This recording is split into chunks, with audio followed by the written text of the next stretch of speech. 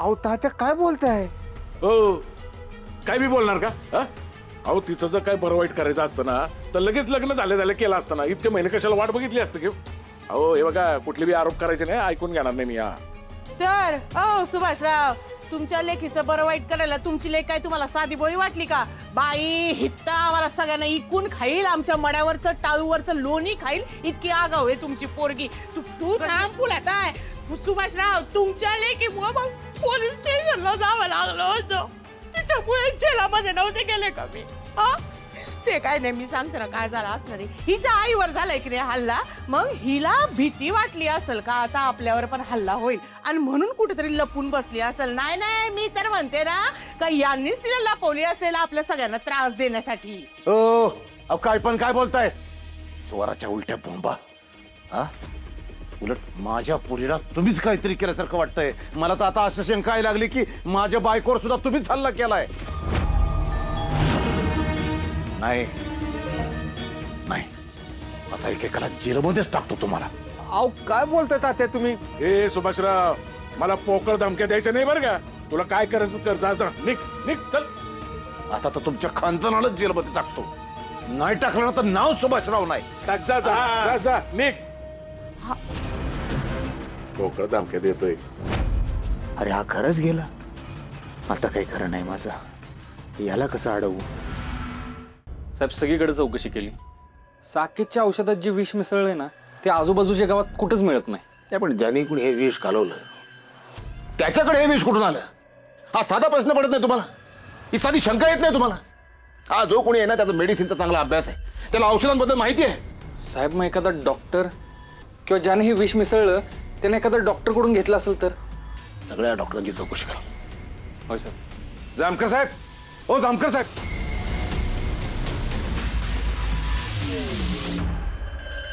शिंदे कुठे आहेत? जामकर साहेब कुठे आहेत? हाय तात. तात्या काय झालं? हा साहेब कुठे आहेत? आहेत की. तुम्ही इथं? साहेब माझी तक्रार नोंदवून या. कसली तक्रार? साहेब हे लालीची वडील. माझी मुलगी हरवली साहेब. लाली?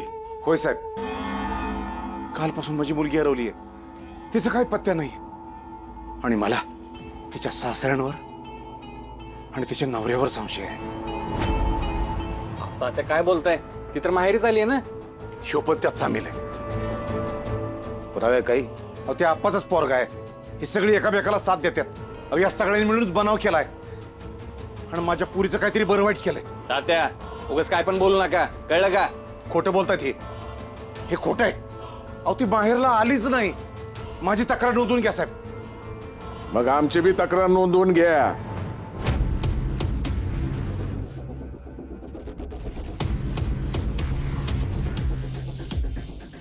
बायकावले देशमुख एकदम सपत्नीक आज सहकुटुंब सहपरिवार. हे काय भानगड आहे रे? हा काय म्हणतात तात्या? अरे दादा मलाच काय कळना झालंय. लालीजींनी जी मला सांगितलं का नाही तीच मी ह्यांना सांगितलं तरी माझ्यावर संशय घेतात. अरे माझी लग्नाची बायको गायब आहे. माझं त्यांच्यावर लय प्रेम आहे. मी त्यांच्याशिवाय नाही राहू शकत. मीच कशाला बरं त्यांना गायब करीन? अरे तुला आवडतच नव्हती ती. तुला तिच्याशी लगीनच करायचं नव्हतं. हो का? अरे मग तुझ्या पोरीचं लगीन झाल्यानंतर यांनी छळलं असतं ना तिला, घरावर हाकलून दिलं असतं. मला एक सांग, तुझ्या पोरीने कधी तुझ्याकडे तक्रार केली का की माझा नवरा मला छळतो, माझी सासरची मंडळी माझं छळ करतात? काय बी बोलतोय रे. उलट आम्हाला संशय आहे तूच तुझ्या पोरीला गायब केलेस आम्हाला त्रास देण्यासाठी. आता मी माझ्या पुरीला कशाला गायब करीन? मग आम्ही आमच्या सुनेला कशाला गायब करू? साहेब माझी बायको मिसिंग असल्याची कंप्लेंट नोंद करून घ्या. साहेब माझी लेख हरवल्याची तुम्ही तक्रार लिहून घ्या आणि मला यांच्यावर संशय आहे. उलट आम्हाला तुझ्यावरती संशय आहे. तूच तुझ्या पोरीला ना लपून ठेवलंय. मी का गायब करील माझ्या पुरीला? अरे मग आम्ही कशाला आमच्या सुनेला लपून ठेवू? अहो तुमची नियतच ठीक नाही ना.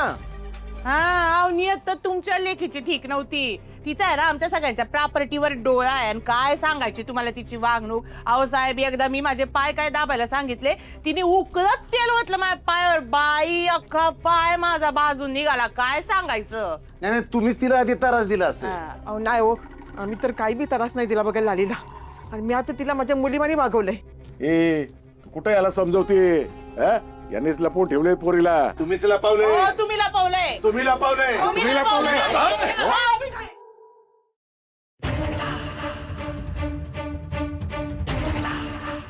बघा हे पोलीस स्टेशन आहे. सुधाकर, दोघांच्या तक्रारी लिहून घ्या.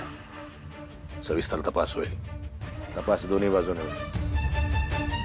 ही लाली जेव्हा घराच्या बाहेर पडली त्याला कुणी बघितलं? मी कपडे कुठले होते? साडी होती. नेहमी साडीच नेसतात ते. रंग? रंग नाही आठवत साहेब मला. किती वाजता? म्हणजे हे सगळे लग्नाला गेले का नाही त्यांच्यानंतर एक 15 मिनिटानंतर गेले असेल ते. हे किती वाजता लग्नाला गेलं? आम्ही 10 ला निघू. नाही हो, आपण आहे ना, आपण 9 वाजता निघालो आणि 10 वाजता तिथं पोहोचलो. हा बरोबर बरोबर. हा 9:15 गेलो. 9:15 जर असेल तर मग 9:30च्या आसपास लालीच्या घरातनं बाहेर पडलाय. तुम्ही का नाही सोबत गेले टेलर? अहो मी मस्त म्हणत होतो येतो मी सोडायला, पण त्याच म्हणल्या नको. आधीच हॉस्पिटलला हेल्पट झाल्यात आईला बघायला. तुम्ही नका येऊ, धंद्याकडे लक्ष द्या. तिकडे दुर्लक्ष होतंय ना सगळं. मी म्हणलं अहो राहू द्या, येतो सोडायला, पण नकोच म्हणल्या. म्हणलं जिथंची रिक्षा करून देतो ती घेऊन जावा. म्हणले पैसे काय झाडाला लागतात काय, एसटीनंच जाते. एसटीने? सोबत काही सामान होतं? एक बॅग घेऊन गेले ते कपड्याची. एक कपड्याची बॅग होती. म्हणजे एक कपड्याची बॅग होती आणि एक कपड्याची बॅग होती. हां तुम्ही सगळे घरी जा आता. दोन्ही तक्रारींचा सविस्तर तपास होईल. हा तपास पूर्ण होईस तर कुणीही गाव सोडून जायचं नाही. तुम्ही सुद्धा. ठीक आहे. चलो. टेलर टेलर तुम्ही आत्ता जे सांगितलं ते खरं आहे ना? होय साहेब, सगळं खरं आहे. साहेब मी तुम्हाला विनंती करतो, लालचीला शोधा. माझं लय प्रेम आहे त्यांच्यावर. आपल्या गावात जी काय चाललंय ना ते बघून टेन्शन येतो मला. त्यांना प्लीज हुडकून काढा. तुम्ही आत्ता जे सांगितलं त्यावर विश्वास ठेवतो. पण दिशाभूल करायचा प्रयत्न केला तर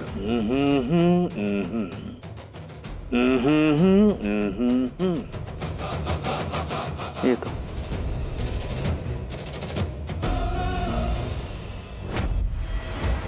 सुभाषराव, आमच्या वाकड्यात जायचं काय कारण नव्हतं. आमचं न ऐकता तुम्ही डायरेक्ट पोलिसात कंप्लेंट दिली. लई मागात पडणार गाड्या तुला. पडू दे. तुम्ही मला पोलीस स्टेशन मध्ये येऊन तक्रार करू द्यायला विरोध करत होता ना, तेव्हाच माझ्या ध्यानात आलं होतं माझ्या लालीच्या गायब होण्यात तुमचा हात आहे.